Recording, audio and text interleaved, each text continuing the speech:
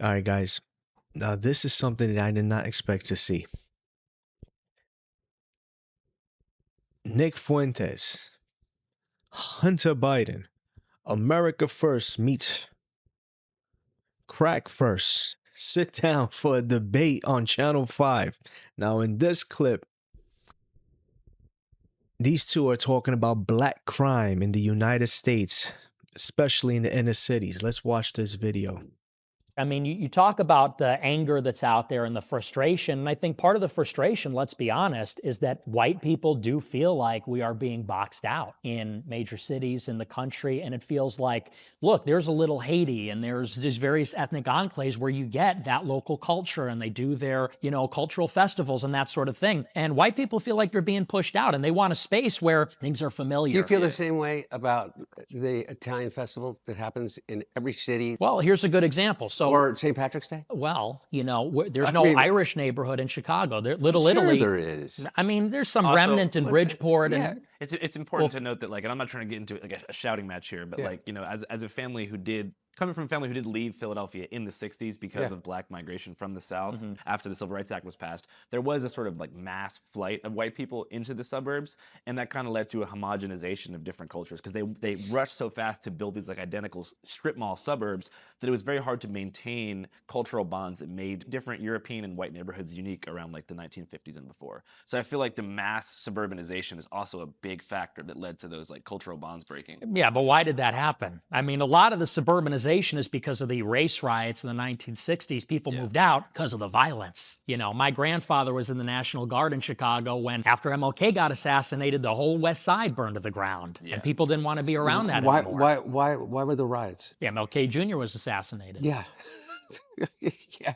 And so does that justify burning down the city? No, I didn't Which say then it never recovered? justifies it, but it sure justifies an enormous amount of the anger, the same kind of anger that you feel about being left out, the same kind of anger that you're expressing right now about the idea that you're culturally irrelevant, that you don't have a place in society. Imagine if you were a 26-year-old black man in 1968 and saw your hero be assassinated. Oh, I saw Trump get shot in the ear, and Did he? I saw Charlie Kirk get shot, and I didn't see any cities get burned down. Well, I don't think it's that is a perfect point by Nick. I mean, Trump was shot in the ear. I mean, he was shot at twice. Okay. And Charlie Kirk was assassinated in front of millions of people. And not one city burned down to the ground. Not one.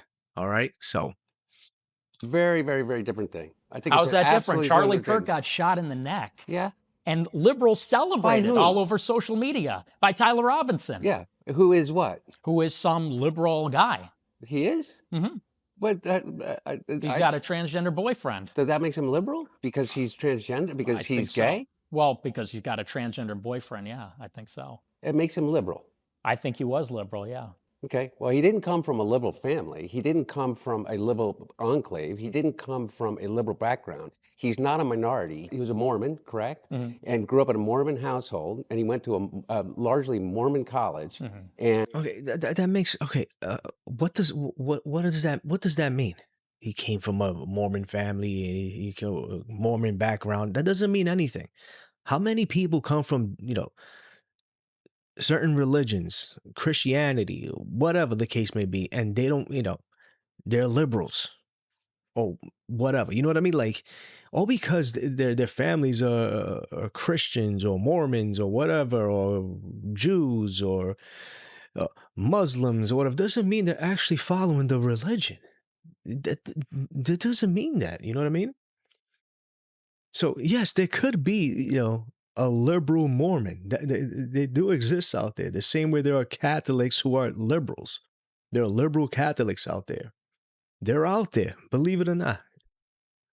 And he ended up committing an act of violence, according to the FBI and the authorities in Utah that charged him. How does that in any way compare to what we're talking about? I'm not justifying the violence that occurred after the death of Martin Luther King, but you're saying that that person, this Tyler, whoever his name is was as disenfranchised as the African American community in 1968 in inner cities? Well, the question is who we want to live around. And in the 1960s, the West Side burns down. We don't want to live around that. We don't want to live around a city that's burned to the ground. Happened. That's not when the white flight happened. It is. No, it was a big response to it. Absolutely. 100% not. Absolutely. You make these historical connections that don't exist.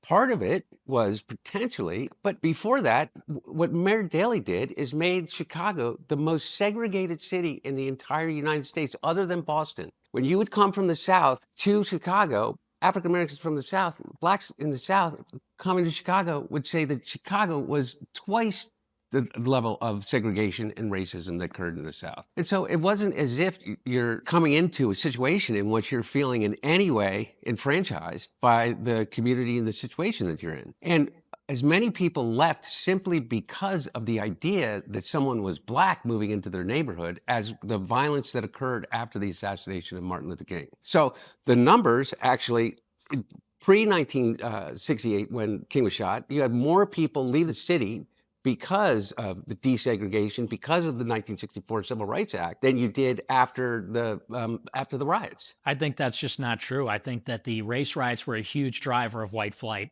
to the suburbs. I think it's just dishonest to say that's not the case. Okay, so what's your point about all of this? Well, we're talking about where people want to live. Yeah, I know. So like what in 2026? Well, how about in 2020 when Minneapolis burned to the ground? Or how about in the summer of 2020? I mean, let's be real, Hunter. Where do you live? Okay? Where do you live? Because I'm pretty sure, you're not living in some inner city somewhere, okay? I'm pretty sure you're living in a nice, big, comfortable house in the suburbs, okay? Forget about a house. You're probably living in some nice, huge mansion somewhere in the middle of, nowhere. So let's be real now. In Chicago. Minneapolis didn't burn to the ground. It didn't? No. I mean, there were BLM parts didn't of it, destroy dozens of structures? If you guys need a physical witness to what happened in Minneapolis, there were many structures that burned to the ground. Not the city, but there was, I would say, between 40 to 50 buildings off of Lake Street in the south side that did burn to the ground. But most of the city was intact, but it was quite an intense situation. People don't want to live around that. People don't want to live around that. In Chicago, it rolled on into the summer, and it wasn't, let's say, the anger of the oppressed and the disenfranchised. So they were looting. They were looting and carjacking. The criminals. Yeah.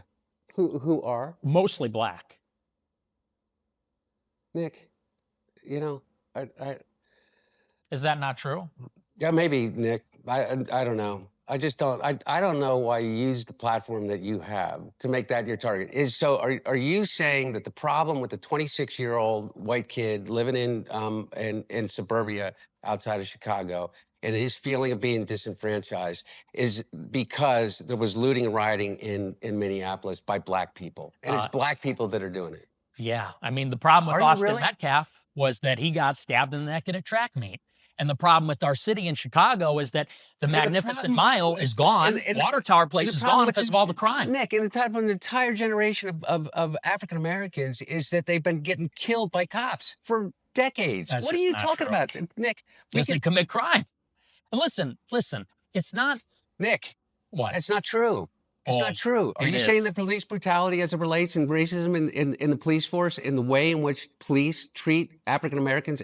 Nick, you could grow up here like I did between Wilmington and Philadelphia. And if you were a black dentist and you lived in Wilmington and you commuted to Philadelphia, the chances of you being pulled over by a state trooper, either Delaware or in Pennsylvania, are about 50 times that would be if it was a white guy. 50 times. And so what you're trying to tell me is that the problem in America right now is that a 26-year-old white kid who lives in suburban Chicago doesn't feel like he has access because he's been canceled or he's been woke, and the problem is black people. I didn't say the problem's black people. Well, you just did, Nick. You just said the problem is crime, and we know who's doing the crime in Chicago. The carjackings, shootings, teen takeovers. We know why there's no business on the Mag Mile anymore, and it's because they steal cars, they drive them through windows. And listen, black people are some of the biggest victims of the black crime. But we're not allowed to talk about it because of the What do you racial mean you're not dimension. allowed to talk about it? We're talking about it right here. You guys, have a platform in which I think millions we're- of people listen to I you, think- Nick. I think- Millions. Whoa, well, What? after Elon had to buy Twitter and open it up. It wasn't like that before. I was banned from everything for many years. So no, you weren't allowed it. You're right. We can talk about it now, but that's only because the good guys Nick, won. you went from being banned on Twitter to being on YouTube to creating I'm an not on entire show. YouTube. I know you're not, but now you have Kick and now you have all of these other things. You have an enormous platform.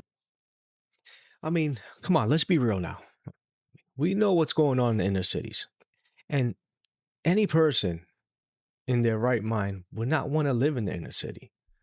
Okay. The only business you will have in the city is because you have to work in the city. That's really about it. I mean, besides that, who the hell wants to live in the city or even be in the city? All right. So, because it's not, I mean, it's not safe. It just isn't. It's not safe. And until we can actually like get real about this problem, okay? Until we can actually, whatever side you stand on, left, right, doesn't matter. Until we can actually get real about this problem, it's never gonna, it's never gonna get itself fixed. It's not gonna work. It's not gonna happen. The problem's gonna continue. It's just gonna keep it's just gonna keep going on until we can actually say, hey, listen, this is a problem. It's a huge problem. We have to fix it.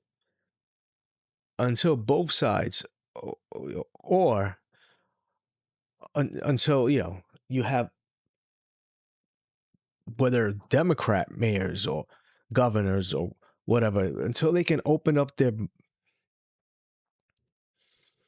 their heads and acknowledge this problem and get real with it, this is just going to keep happening. It just doesn't matter what what we do. These problems are not going to go away. And it's not racist to talk about these things because it's happening. It's there. I mean, the crime might not be as bad as it was in the 70s or in the 80s, but it's still bad. Regardless, it might not be at that level that it was back in the 70s or 80s, but it's still bad and it's still not safe. So we need to address these problems.